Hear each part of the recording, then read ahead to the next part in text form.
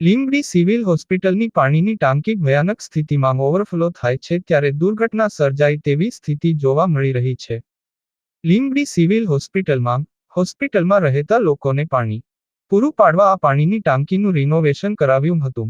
ત્યારે એવી પણ ચર્ચા થઈ રહી છે કે નવી પાણીની ટાંકી બને તેટલો ખર્ચ રિપેરિંગમાં કરવામાં આવ્યો છે અને બિલ પણ પાસ કરી દેવામાં આવ્યા છે. ત્યારે ખાસ કરીને વાત કરવામાં આવે તો આ ભયંકર પાણીની ટાંકી અવારનવાર ઓવરફ્લો થતી હોય છે ત્યારે આ જાહેર માર્ગ પર જ ટાંકી આવેલી છે તેમજ પાણીની ટાંકી નજીક દુકાનો પણ આવેલી છે. જો ભવિષ્ય કોઈ આ ટાંકીના કારણે દુર્ઘટના સર્જાય તો જવાબદાર કોણે પણ સવાલ ઊભો થાય છે. તો હવે ખાસ કરીને વાત કરવામાં આવે તો આ પાણીની ટાંકી ઓવરફ્લો થતી અટકાવવામાં આવે અથવા બનાવવામાં આવે.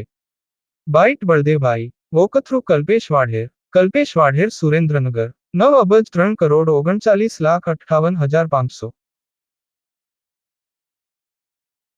જે પાણી ટાંકી આવેલી છે જે ભયાનક હાલતમાં છે, જેની મરામત કરવામાં આવી હતી.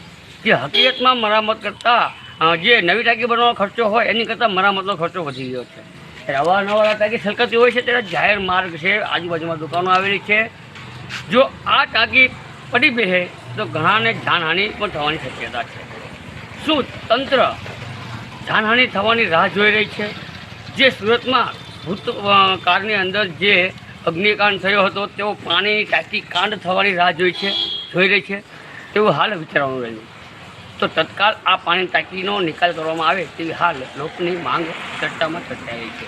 કલ્પેશ વાઢેર, સુરેન્દ્રનગર, લીંબડી.